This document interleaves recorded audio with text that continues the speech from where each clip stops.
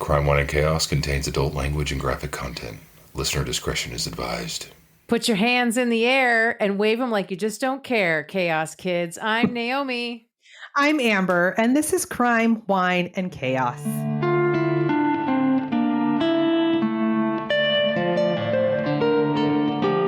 I just don't care, sister. Fucking don't. So you don't even have to pretend like you're just doing it. Like you are waving them like you don't care because you don't. I'm like Weekend at Bernie's over here. You reference that movie way too much. Well, it's relatable. What's going on with you, sis? What's going on with Thank you for asking. Is your cat still in the fucking cone of shame? Well, yeah, he has stitches. Oh God, I just saw like this weird thing lift its head up. On until next. We have another week of that. Oh, so it's going well. Wandering around the house all the time, and I think it's because of the whisker situation. You know, like cats use their whiskers to like know where things are. Mm-hmm. And now his whiskers are like stunted because he's got the cone around his face. So like he's constantly just like bumping into shit with this cone. And or just like trying to like rub his face on things, but his face has a cone on it. So he's just rubbing the cone on things. And sometimes he does that at like 3:00 in the morning. Oh no. Uh-huh. And then yesterday, the vet finally called and said, hey, we got the path back on the mass that we removed because he had a mass on the back of his neck that the vet like took out, which is why he has stitches. And it turns out to be some kind of kitty skin cancer. Oh. And now I have to make an appointment for my cat with an oncologist. Okay. Yep. Yeah. Well, great. Yeah. Okay. So that's happening in your world. Mm-hmm. Cool. What's going on in your world besides you being famous in your hometown? Stop it. I've got the crud going on. You know, I don't feel soup's good. So I don't have wine today. I was in bed all day. I didn't ever really fall asleep. I tried, but that's all right. It went around my house last week and then around my office at work. And I really thought that I had dodged all the bullets, but nope, it got me. You were trying to like Neo in the Matrix. I was. I really was. Quite. Okay. Well, I'm sorry that you're not feeling well, sister. It's all right. We could have recorded another time. No, the small potatoes. It's all. No, if I sound a little bit congested, then I'm sorry, but that's about. It's okay. So, sister, you have a crime for me today. Well, you didn't say what's going on with you. Nothing's going on with you? I did. We talked about the cat. That's what's going on with me. That's the totality of it. Okay, great. Okay, I have we have a couple of shouty outs that I want to do. I want to do. Oh, do we? I do. Well, yeah, just a quick thank you to Julie from Nebraska for her very kind comment on Facebook. Oh, did I miss that? I don't know. I was Did I miss that? You know what? I often just speak for us, to which you previously had granted permission for that. So I mean, of course. Of course. Speak for us.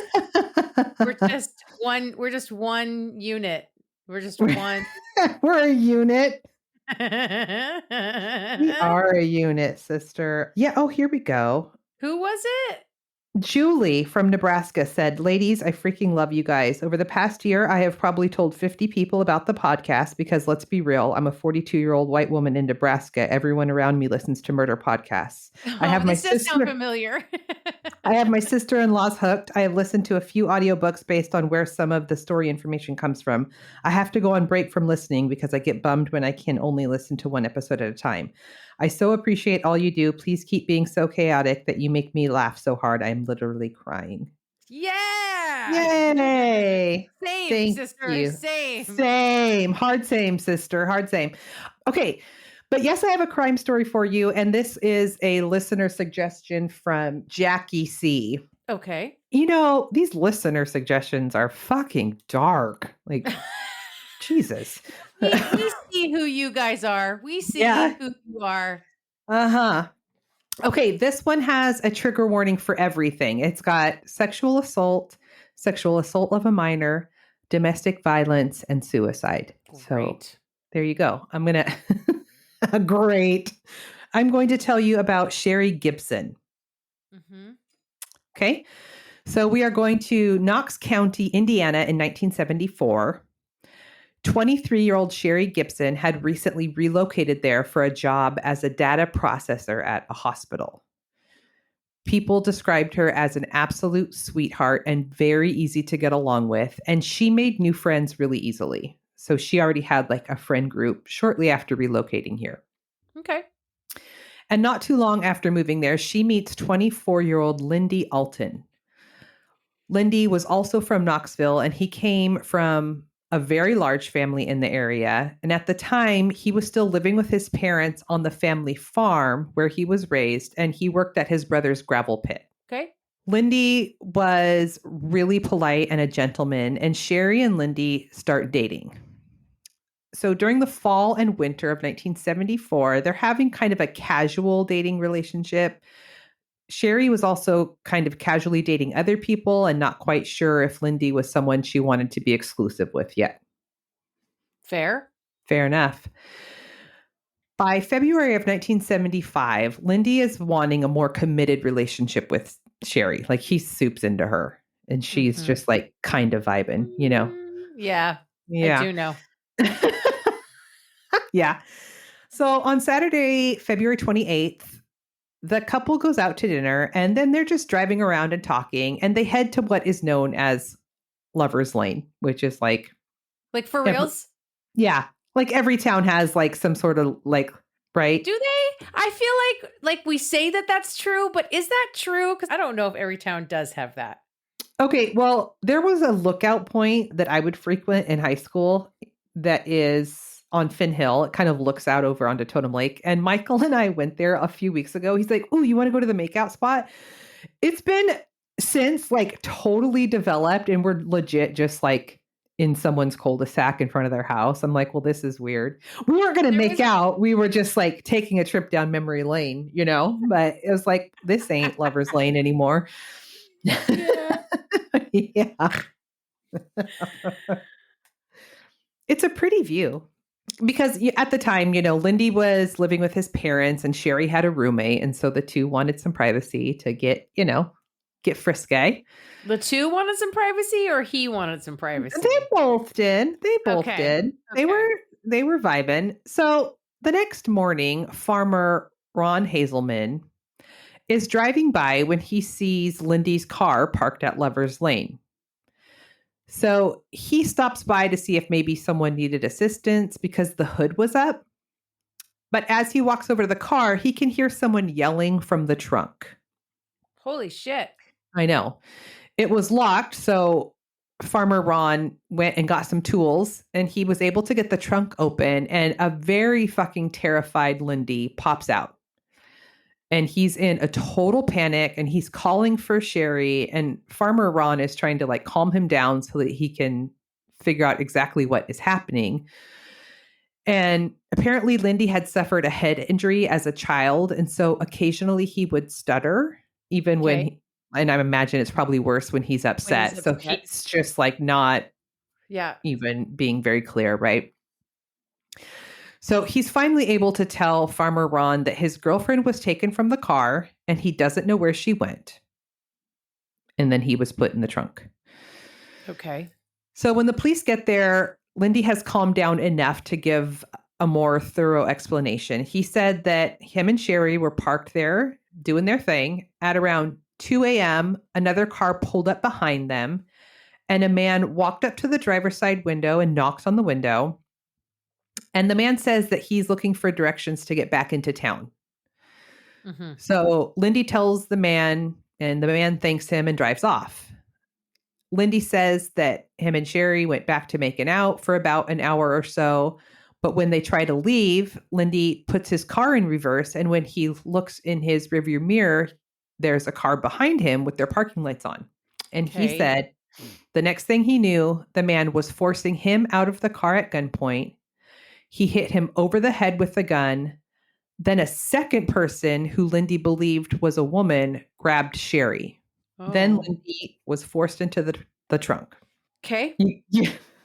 You're the wheels are turning. Mm-hmm. Okay.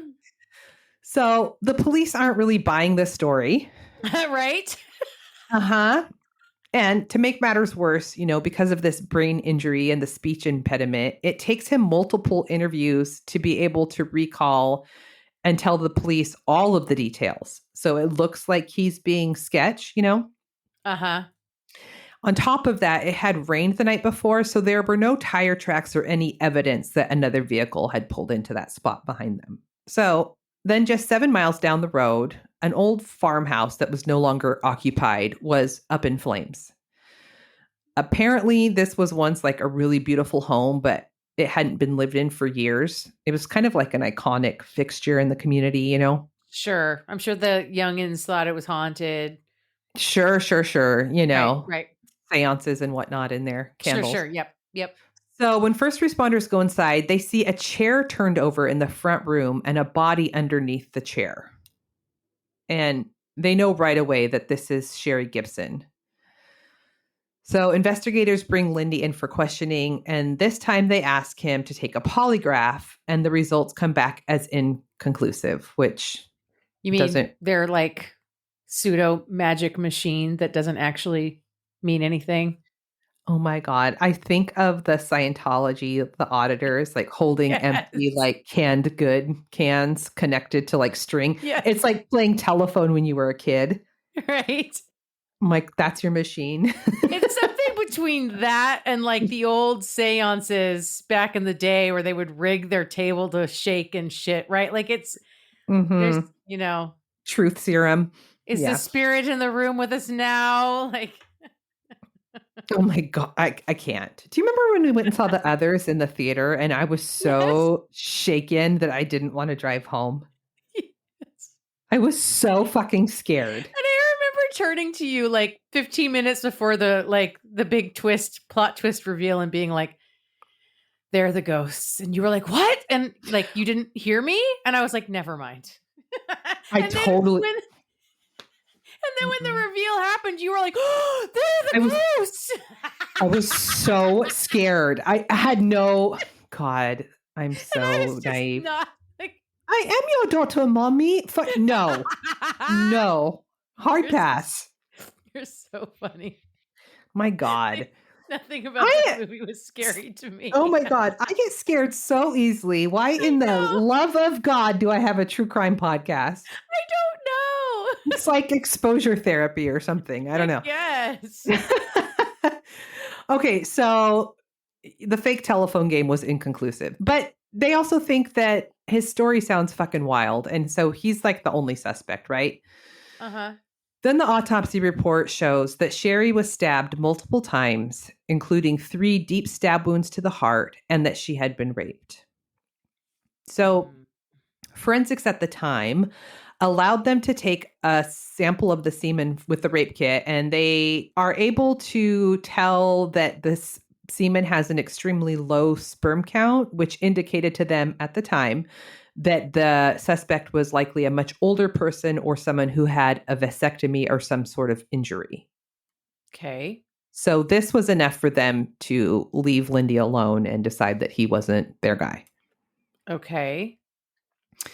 A sketch artist then works with Lindy, trying to get him to recall as much detail as he can about the suspects, and he has a pretty good recollection of both. He is certain that there was a man and a woman. He was able to describe their hair and that they both wore wire-rimmed glasses. He was able to provide a description of their car. He said it was a 67 or 68 Plymouth or Dodge. And the sketches are sent out to the media, but it doesn't give them any leads. Mm-hmm. 2 years go by and no new leads come in.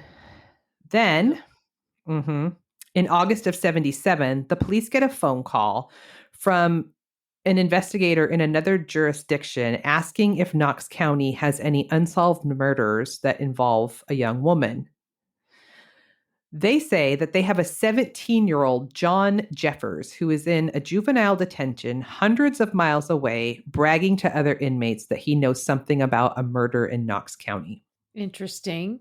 So Knox County investigators meet with Jeffers, and initially he denies ever saying anything about a murder in Knox County. But after more questioning, eventually he confesses to the crime. A 17-year-old. Mm-hmm. Okay. Yeah. So he's charged with the crime, and he says that he had an accomplice, and that accomplice was Tim Wiley. Tim Wiley was known to local law enforcement as a petty criminal, and he and Jeffers first met in a children's home. I think it was for like foster kids, like a halfway house for troubled kids. I'm not really sure. They had been friends for quite some time, and they even ran away from the foster home together at one point. Investigators tracked down Tim Wiley. He is serving in the army, and he is stationed in Germany. Okay. An arrest warrant is issued, and he is brought back to Knoxville. Wow. I know. They don't have a whole lot of evidence here to just be freestyling all these arrests, but yeah. So neither male matches the description of the male suspect that Lindy had described, and Lindy is positive that there was a woman. But the prosecution moves forward with the case anyway. Jeffers ends up pleading guilty and agrees to testify against Tim Wiley as part of his plea agreement. So Jeffers is sentenced to 30 years in prison. And I think because he was so young at the time, he didn't really understand the magnitude of what he was doing. And he was shocked when he received 30 years. Like either he had a shitty defense attorney or whatever, but I think he just didn't know what he was doing. So in October of 78, when Tim Wiley goes to trial, Tim Wiley maintains his innocence, and John Jeffers takes the stand to testify, and he says that he made it all up. He didn't commit the murder, and neither did Tim Wiley. And then Lindy is called to testify, and he says he's certain that Tim Wiley is not the suspect. And even Sherry's dad said that he knew all along that neither of these young men did it. What the fuck are we doing? Oh my God, fucking cops, man. It's going to get so much worse. So, because of all of this madness, Tim Wiley is found not guilty, but John Jeffers is sent back to prison because he was already found guilty. I just cannot. Mm-hmm. So this is a trigger warning. For 5 years, he tries to get a new trial and finally gives up and ends up dying by suicide in prison. God damn it. Mm-hmm.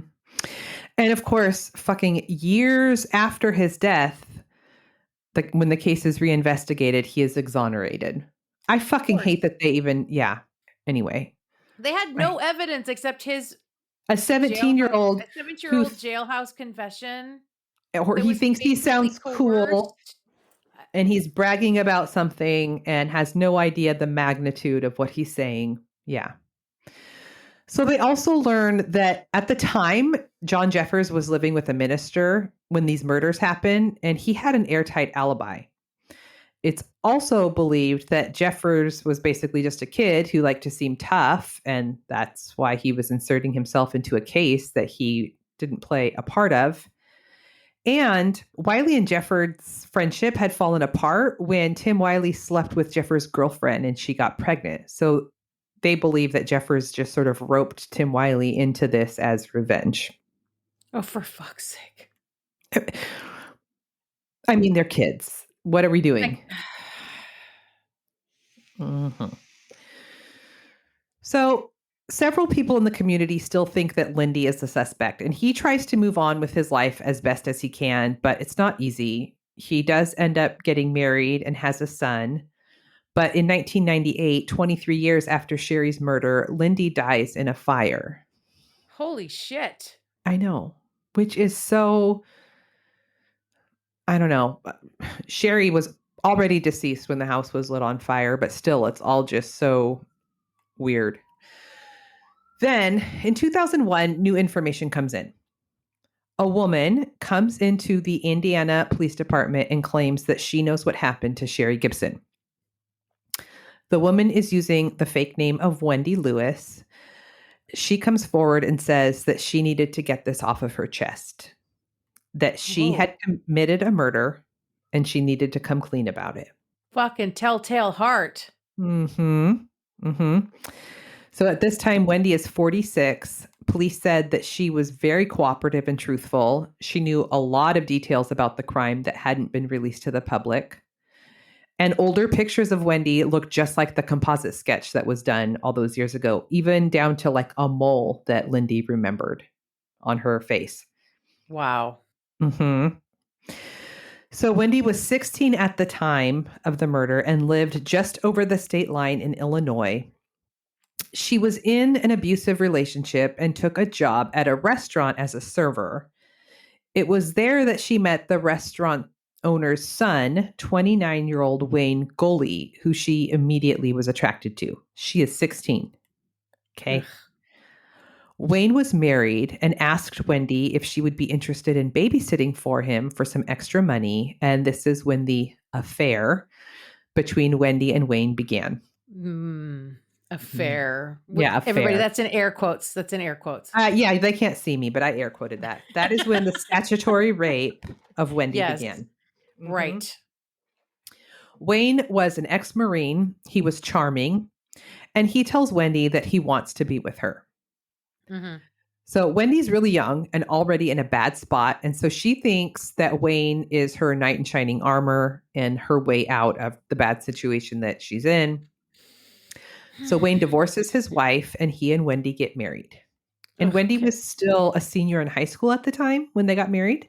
Oh my God. And 30-year-old Wayne took her to her senior prom. Stop it. Stop. Can you imagine showing up like that? What are we doing? What 30-year-old wants to be at prom? I cannot. That's nasty. So gross. It's so fucking gross. So Wayne would frequently have Wendy wear sexy outfits and he would take pictures of her. Mm-hmm. And it didn't register to teenage Wendy that there was anything wrong with this, right? So when the family restaurant closes, Wayne takes a job in his field as an industrial electrician, which has the couple moving often around the Midwest. And of course, once she is away from her social network and Wayne has her isolated, he starts abusing her. Right. Yeah. Then Wayne insists that Wendy take jobs as an exotic dancer, and eventually that cascades into the two of them being swingers and Wayne bringing men over to their home so that he can watch while Wendy has sex with them. Okay.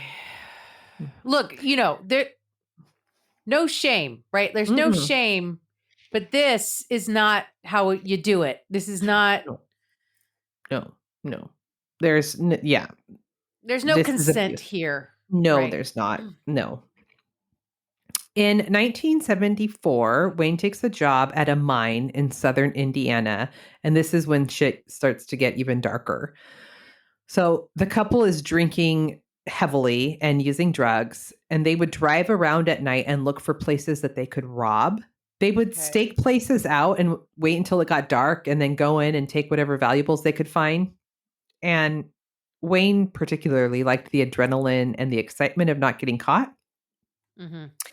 And then it escalates into armed robberies where like people are involved, right? Oh my God. At one point, they robbed a state trooper's home and stole his service gun. And so now Wayne has a gun and he's like real excited. We're going to really like up this, right? So on the night of Sherry's murder, the couple is hanging out in the car just outside of Knox County. They're drinking and making a plan for the night. And Wayne says that he wants to go and get a girl. This was something they had done in the past with other women who were willing participants. And so that's what Wendy says she believes they were doing. So they head down a country road where they see a parked car. And that's when Wayne gets out and goes up to the vehicle and asks Lindy for directions. And when he gets back to the car, he tells Wendy that it was a couple making out. And he asks Wendy if she wants to go back. And she's like, I don't understand. Why would we go back? And Right. Wendy said she had no idea that Wayne intended on kidnapping Sherry. Oh my God. Yeah. So Wendy says that Wayne had a knife and the gun, and he tells Wendy to go to the passenger side and he will go to the driver's side.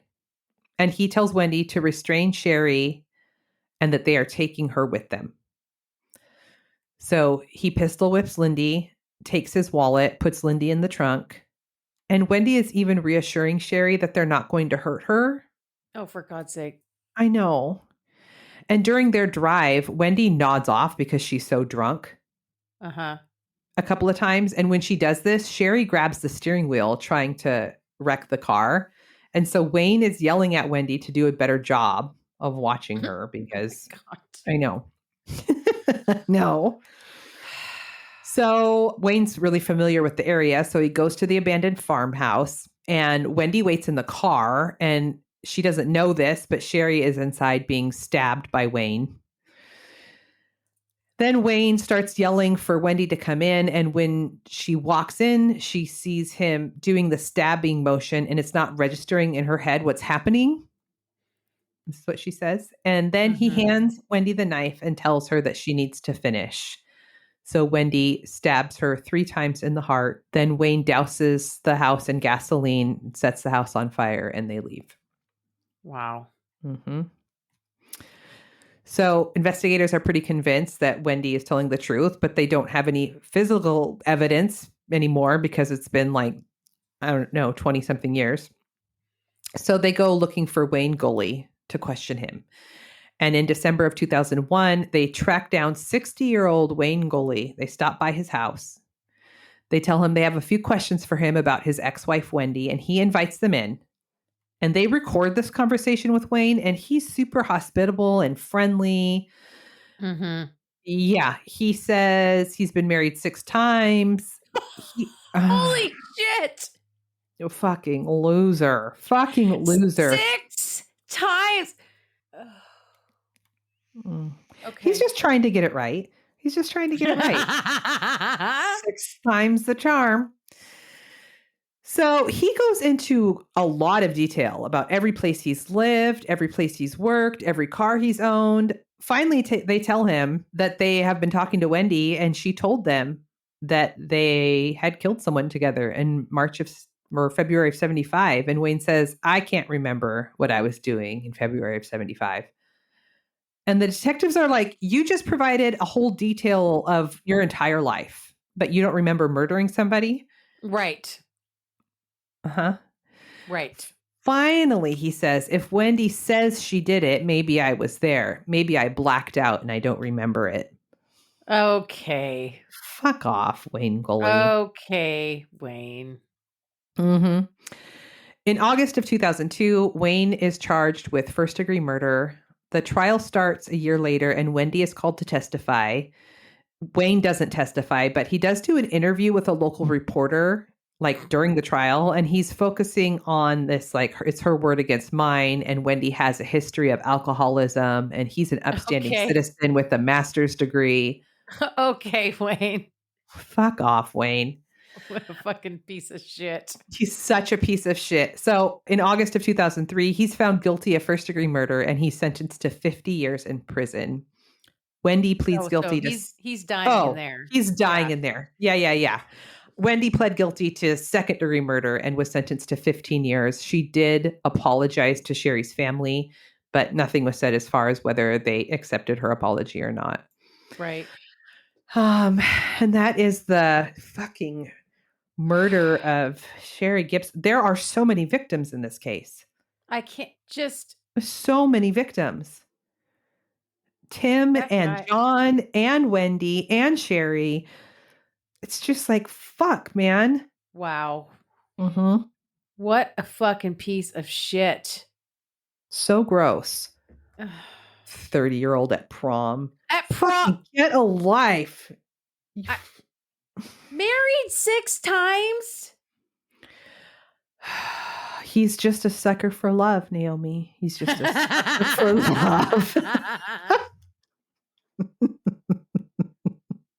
I did it one time and I am good. I do not need to do that ever again. Like, I don't understand. I don't understand. Yeah, I might take a second swing at it, but after that, it's like I'm good. I'm not good at this thing. Right. This isn't for me. No, This isn't for me. Not my jam. Not my jam. Thank you, Jackie C. Yeah, or I guess. I mean, yeah, I guess. Thank you, I guess. Question mark? So bleak. No, thank you. Well, sister, You got some chaos there? I do. Uh-oh, it's not happy. Nope, it's not. And also, we've got a little bit of another twin spazzle? a little bit. A little bit. Get out of my head. I think you're in my head. Get out of my dreams and into my car, Get in the back seat, baby. Okay. We're going to the neighborhood of North Kensington, which is in West London. Okay. Okay. And in this neighborhood, there is a council housing complex known as Lancaster West Estate. So council housing is public housing. Okay. Okay. For many decades, the majority of rented housing was public housing in London. And within this complex was a building called Grenfell Tower. Uh-huh. Ruh-roh. The tower was constructed from 1972 to 1974. At 24 stories tall, it originally contained 120 one- and two-bedroom apartments. Sorry, flats. Oh, yes. It sounds so fancy to say flat. I think of a loft. Like everyone's apartment in London is so fancy. No, it's just an apartment. They just call it something else. Mhm. And the first 4 stories of the tower were just they were non-residential, like maybe businesses. I'm not really sure. At some point, 2 of those floors were converted to flats as well, bringing the total number to 129 apartments housing up to 600 people. Shit. Okay. Grenfell Tower had been designed with attention to strength following the 1968 Ronan Point disaster, where a gas explosion in one apartment blew out a load-bearing wall that started a domino of collapse that literally took out the living rooms of one whole corner of the 22-story building, like top to bottom. Oh, shit. Just all the living rooms. Okay. Right, because they're all set up the same way, right? Like on the floor plan. So it was just like, God. Mm-hmm. Like many other tower blocks in the UK, Grenfell Tower was designed to be operated under a stay put policy in the event of fire. The idea was that if a fire broke out in one apartment, the thick walls and fire doors would contain the fire long enough for the fire department to put it out. Only people in the part of the building actually on fire would be expected to evacuate. This is not the first time I've heard of such a... I'm sorry, I'm not staying put anywhere if something's on fire. I don't care what your policy is. That seems asinine to me. Right? That seems so stupid. Okay, go ahead. Yeah. We're Swiss sister. We're like this. You and me, eye to eye. Yeah. The building was designed under the assumption that a full evacuation would never be necessary. There was no centrally activated fire alarm and only a single central staircase, 22 stories. They don't need a staircase. It's a stay put policy. That's exactly right. Unlike many other countries, UK regulations do not require a second stairwell. And in fact, in 2010, a fire broke out in one of the lobby areas in that building in Grenfell Tower and was quickly extinguished, and everyone was fine. Okay. So for a little over 20 years after Grenfell Tower was built, it was managed directly by the Kensington and Chelsea London Borough Council. But in 1996, the council created Kensington and Chelsea TMO, which stands for Tenant Management Organization. So they called themselves KCTMO. And KCTMO took over managing council housing for them. Okay. KCTMO had a board made up of 8 tenants, 4 council-appointed members, and 3 independent members, like just citizens at large, I guess. And while the tower was council housing, at some point, 14 of the apartments were bought and occupied by leaseholders or renters from the leaseholders. So there were like 14 apartments in the building that weren't just straight up like we're renting from the council. Okay. They were owned by somebody else, and either they lived in it or they rented it out themselves. There were major renovations on the building done between 2015 and 2016. They received new windows, a water-based heating system for each apartment, and new siding for the whole building. The siding was an aluminum composite rain screen. Okay, glaze over, because I already did reading all of this. So what that means is they decided to add this. She makes a great impression of a hot dog, you guys. You told me to glaze over. I did. Yep. Okay. Okay. So what they decided to do was add this siding, not just for aesthetics, although that was part of it, but to improve energy efficiency, basically like heating and cooling, whatever. So kind of like another layer of insulation. The company that provided the siding, Harley Facade, said that, quote, from a selfish point of view, the company preferred to use a cheaper aluminum composite materials. I mean, obviously they make more money that way. Mm-hmm. 2 types of siding were used. Rhino Bond PE from a brand called Arconic, and it is made up of like 2 sheets of aluminum that have a painted coating on the outside, and then these 2 sheets are applied, like fused to either side of a polyethylene core, which is basically a plastic, right? Mm-hmm. The other was just aluminum sheets. And then underneath that, attached directly to the existing exterior wall of the building, was a Celotex brand PIR thermal insulation, which is also just another plastic in like a foam form. Okay. Okay. So you have these 2 different sidings that are added to the outside of the building.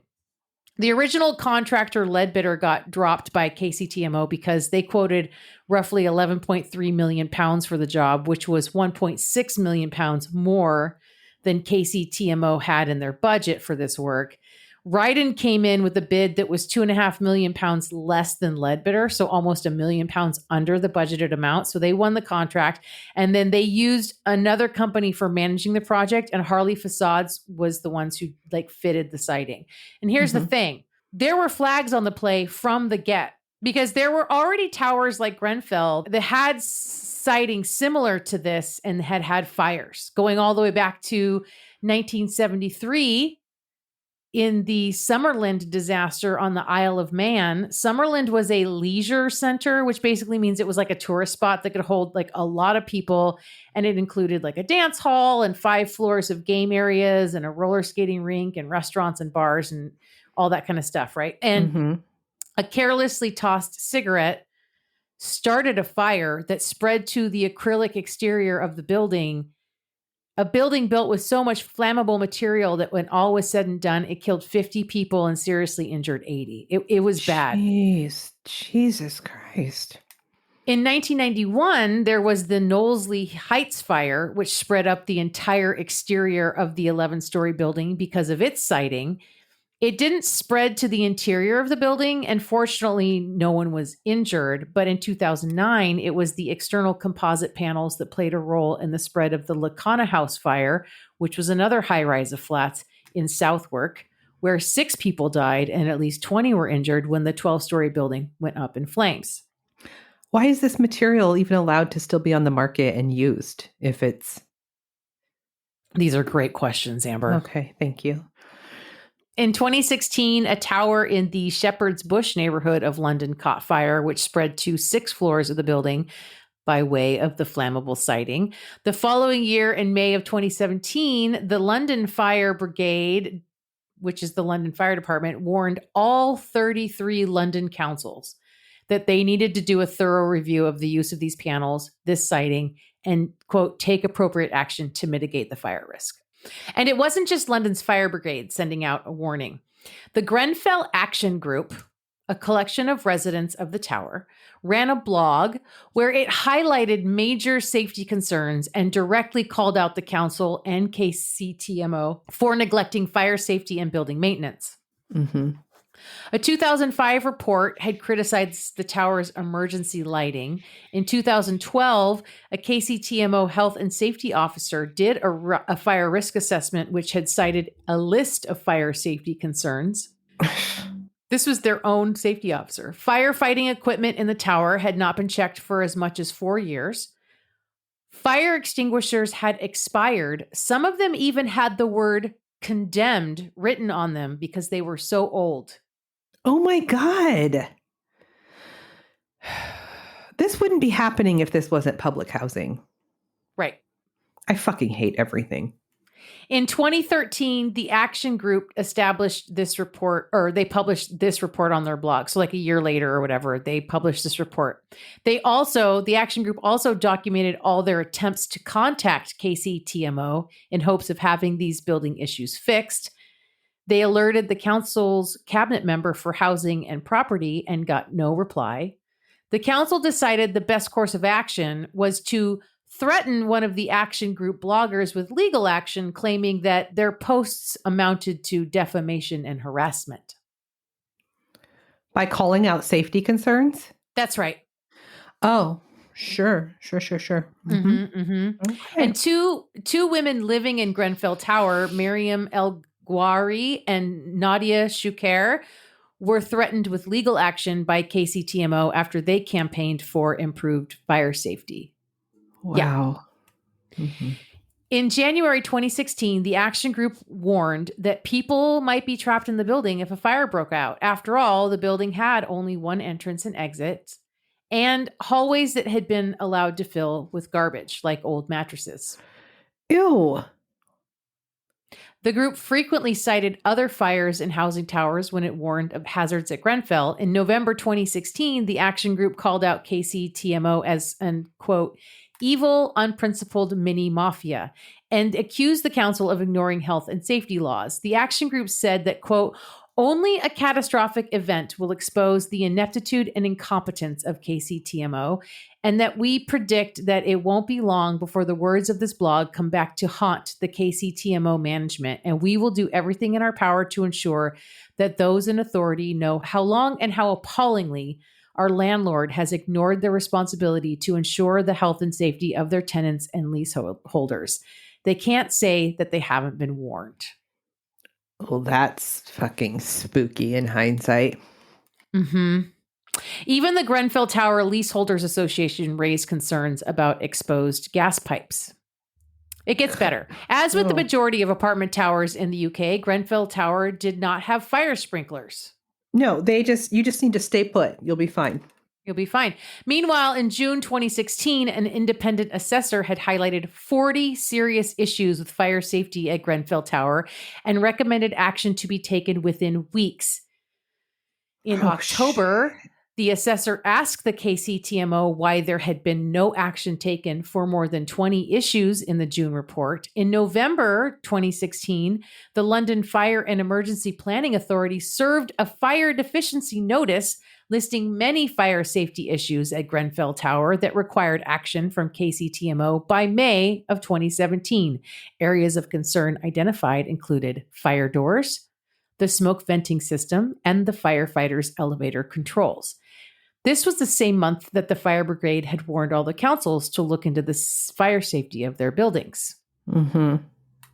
The following month, June 14th, 2017, at around 12:50 a.m., Bahelu Kebeda was woken up by his fourth-floor apartment's smoke alarm. He quickly found his refrigerator was on fire. He woke up everyone else in the apartment and alerted his immediate neighbors. Then he called the brigade to come in at 12:54 a.m., so like 4 minutes later. So in a span of 4 minutes, he sees the fire, wakes up his flatmates, alerts his neighbors, calls the fire brigade. Mm-hmm. The first two trucks arrived 6 minutes later, 1 a.m. One of the fire commanders said that when they got there, at that point, the fire was visible in the window of the apartment as a glow. There was like a glow in the window in that apartment. And they called for 2 more fire trucks. Okay. Other residents did call in the fire, and they were told, as per procedure, to stay in their apartments because remember, each apartment is fireproofed from its neighbors. And because of this policy, the building, of course, had no central fire alarm, right? No. A base of operations was set up on the second floor, and hoses were connected to the dry riser, which is basically the pipe built into buildings and bridges explicitly for the fire department to hook into. And they were in Behelu's apartment by 1:07 a.m. Okay. But for some reason, it was another 7 minutes before they started to actually tackle the kitchen fire. Like were they having like water connection issues or something? I don't know. Wouldn't surprise me. Maybe. At 1:08 a.m., the fire burned its way through the window frame, and within minutes, the surrounding siding panels on the outside of the building were on fire. Oh my God. The commander, seeing this, calls for 2 more trucks and aerial support. This is 1:13 a.m. Shit. So what are we doing here? It's like 23 minutes has passed. Yeah, I was just going to say, yeah. This triggers more senior officers, an investigation unit, and 2 command vehicles. 1 firefighter was asked to try to prevent the spreading on the outside with a water jet, but the jet couldn't reach higher than the 4th floor, and there was fear of causing a dangerous buildup of steam on the inside of the building, so it wasn't aimed directly at the window. What? I don't know. By the time the firefighters began extinguishing the kitchen fire, a column of flames was quickly advancing up the side of the building. Oh my God. At 1:15 a.m., a firefighter discovered smoke in flat 26, which is the apartment directly above Behelu's apartment that they were in. And another firefighter discovered residents who were fleeing smoke on the 5th and 6th floors. And outside, large quantities of debris began falling from the burning facade. Oh my God. The flames spread up the side at a terrifying rate. Attempts to fight the fire with an external jet were unsuccessful because it was mostly burning behind the waterproof rain screen. Because remember, the siding was attached like with space between the siding and the actual building. So it's like in the wall. Uh-huh. Can't even access it. Oh my God. You can't even get to it. By 1:30 a.m., a rising column of flames had reached the roof and the fire grew out of control. The fire on the eastern exterior spread sideways and brought smoke and flames into multiple flats. Multiple fireproof flats. That's right. Okay. Between 1:18 a.m. and 1:38 a.m., so a span of about 20 minutes, 110 residents were able to escape. Many of them had been woken up by their smoke detectors, and because it was Ramadan, many of the Muslim residents were awake for the pre-dawn meal of suhoor, which also allowed them to alert their neighbors of the fire. God, thank God for tiny blessings, right? Right? Whew. During that same time, the brigade rapidly escalated its response. 25 fire trucks were ultimately called in, along with all the gear, a specialist fire rescue unit, bulk breathing apparatus carriers, and a damage control unit. The commissioner of the London Fire Brigade got called in, along with the Metropolitan Police Service and the London Ambulance Service. It was the whole scene. A bunch of the fire doors in the tower did not close and seal properly. Oh. I can't imagine why. Everything else seems to be in tip-top shape in this building. Tip-top. And so smoke started to spread into the lobby areas outside the apartments and in areas outside of the apartments in the areas where apartments were now burning. Also, calls started coming into the fire department from residents that were trapped in their apartments. Oh. At some point between 1:30 and 1:40, smoke began to make its way into the stairwell. Let me say that again. The stairwell, right? The only way out. Yeah. Yeah, because there was just the one. Okay, between 1:38 a.m. and 1:58 a.m., 20 more residents were able to escape. All the while, the fire continued to spread sideways on the exterior of the building, moving now onto the north-facing side. God. Communication became a real problem. Residents trapped inside in need of rescue were calling the fire department, and the dispatch was talking to the command unit outside the building, but the command unit was trying to talk by radio to the base on the second floor to relay the information coming in from dispatch. So like they're playing this game of telephone, but because of like the building itself, the commotion and the noise and everything going on, it was difficult for them to hear each other on the radios. So they literally resorted to runners relaying this information on notes. No. By hand. Oh my God. So dispatch is like communicating with the command unit out front. Hey, we have a call. They're in this flat on this floor. And there's this many that need rescue. And then they're writing it on a piece of paper and handing it to somebody who's then running it up to the second floor where the base has been set up inside the building. You would think where that the firefighters are coming and going to get their orders. Oh my God, like fucking short order line cooks. Order up. Yes. Okay. Seriously though, you would think that every situation that first responders are in is likely to have commotion and chaos. You don't have radios equipped to be able to hear direction through the commotion. Like, what are we doing? What are we doing? So the firefighters would get their instructions on where to go and who to rescue from the second floor base. And then they would put on their breathing stuff and head up to go find people. And they encountered thick smoke, zero visibility, and extreme heat anywhere above the fourth floor. Oh, no. And then people were moving around to avoid the smoke. So they would call in and then they would move. So the firefighters couldn't always find these people. Right. As the fire rapidly spread around the building, witnesses on the ground reported seeing trapped residents switching the lights in their flats on and off or waving from windows to attract help. Some of them were holding up children. Oh. And they were also hearing residents screaming from all sides of the tower. Mm-hmm. Eyewitnesses also reported seeing some people jumping to their deaths. And 4 victims were later found to have died from, quote, injuries consistent with falling from a height. Oh, no. These deaths, Amber, were classified as suicides. Fuck off. Yep. Fuck right off. Yep. At least one person used knotted blankets to make a rope and escape from the burning building. Frequent explosions that reported to be from gas lines in the building were also heard. And then outside, the whole operation also had to contend with debris falling from the side of the building. Some group with the city brought in police riot shields to protect firefighters from the debris. Mm-hmm. Mm-hmm. It was not long after 2 a.m. that the fire was declared a, quote, major incident. And the number of fire trucks raised to 40, along with a bunch of other reinforcements that got called in. Over the course of the operation, 250 firefighters attempted to control the blaze, with more than 100 firefighters inside the building at any given time. Jesus. By 2:20 a.m., the level of smoke in the stairwell constituted a threat to life, although some survivors did escape beyond that time. At 2:47 a.m., the stay put policy was abandoned in favor of general evacuation. Now that there is no way to evacuate? That's right. Okay. But after this point, only 36 more people were able to escape. Experts would later say that the stay put policy should have been discarded about an hour and 20 minutes before it eventually was. Fuck.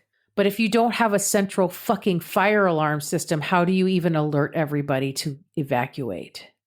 By running notes up to them. I mean, really. Holy shit, that's dark. Oh well, I mean, God. How fucking stupid are we? I can't. Sunrise came. They were still fighting the fire. The police on the ground urged the crowd to contact anyone they knew that might still be in there, either by phone or by Twitter. Shut the fuck up. Oh, God. Okay, I'm done. You just said it. Oh, my God. Okay. They wanted them to tell them basically, like, don't wait for the firefighters. Just get the fuck out. Mm-hmm. There were 2 more successful rescues, one around 6 a.m. and one around 8 a.m. That afternoon, the fire brigade held a news conference and stated that they had rescued 65 people. 74 people were confirmed to be in 6 hospitals across London, 20 of them in critical condition. Wow. The fire continued to burn on the upper floors and was not brought under control until the afternoon of the 15th. Fuck. That's like 36 hours later. Yeah.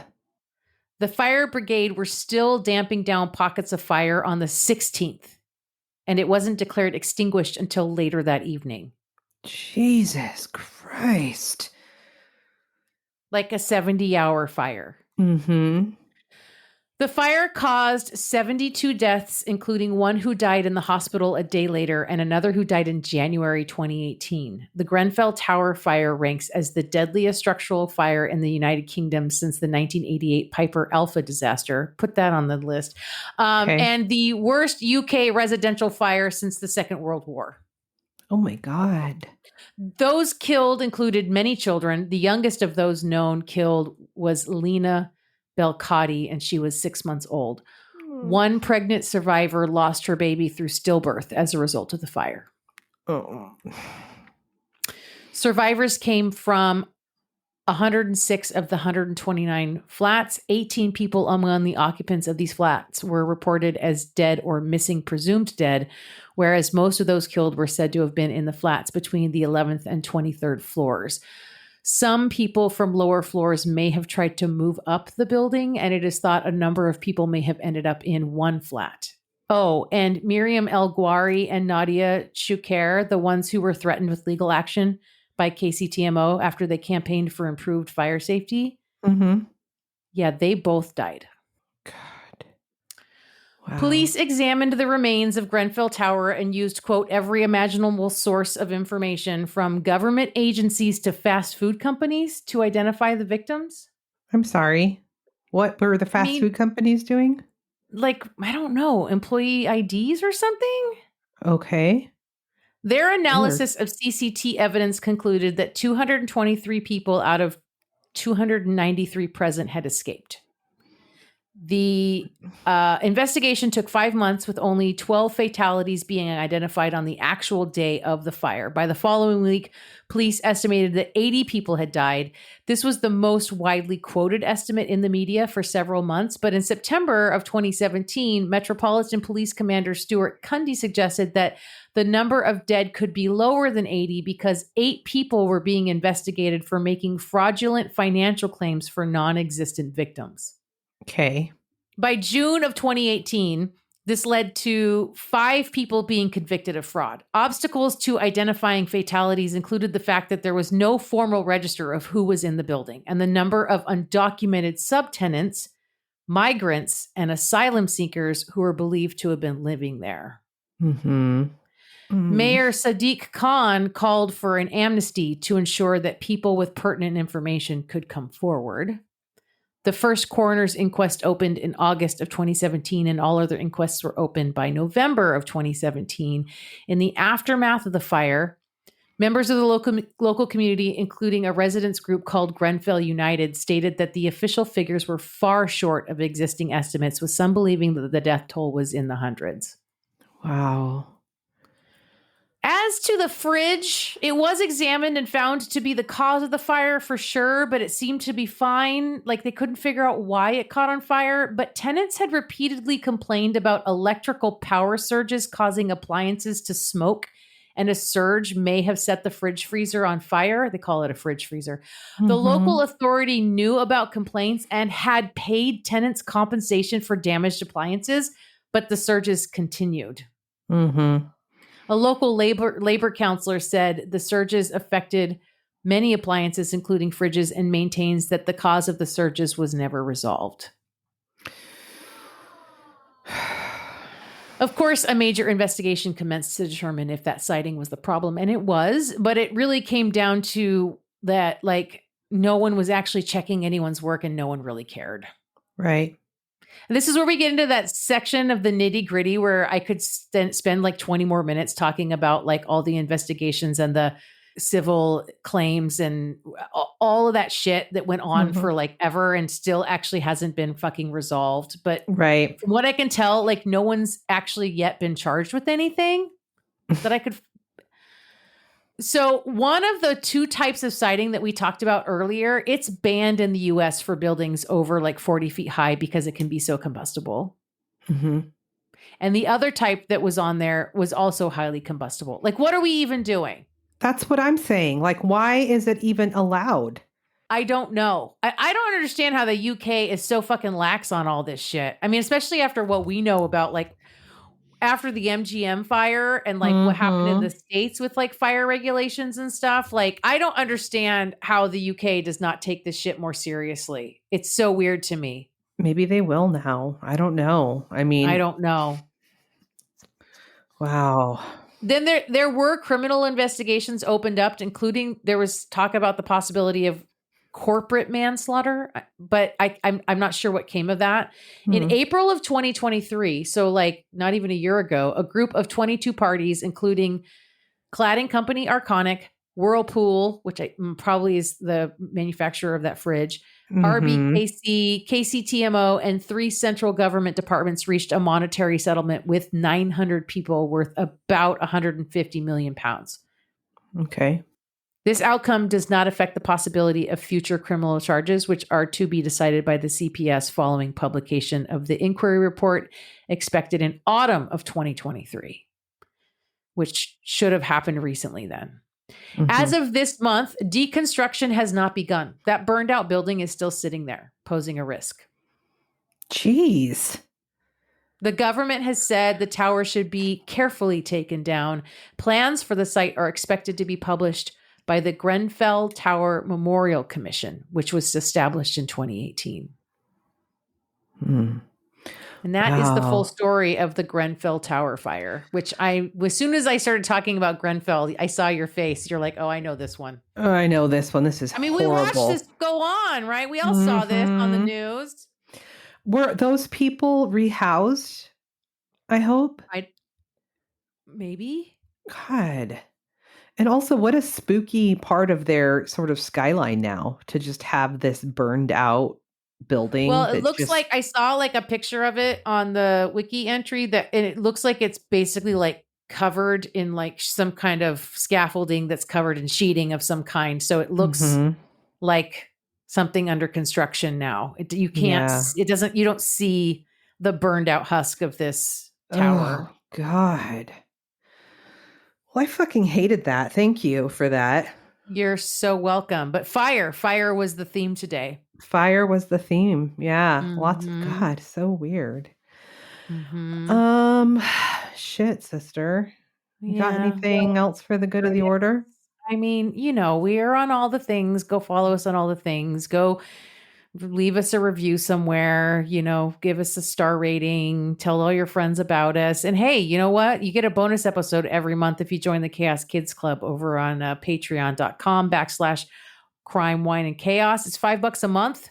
You also get regular episodes a day early. That's right. And we're going to have another virtual wine night soon. We're going to keep talking about it. And we're going to keep talking about it. Yep. Yep. Yeah. So that's about it, sister. Jesus. Samesies. So fucking chaotic. Goodbye. Bye.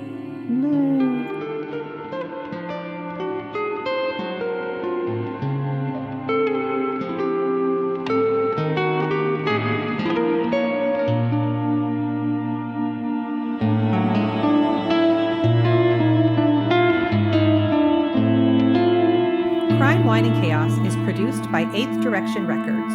Artwork by Joshua M. Davis. Music by Paul Abner. If you would like to support the show, you can visit our Patreon page at Crime, Wine, and Chaos /Patreon. Cheers. I mean, to me right now, you kind of sound like Max Headroom, but that's not your congestion. That's your connection, I think. Or maybe mine. I don't know.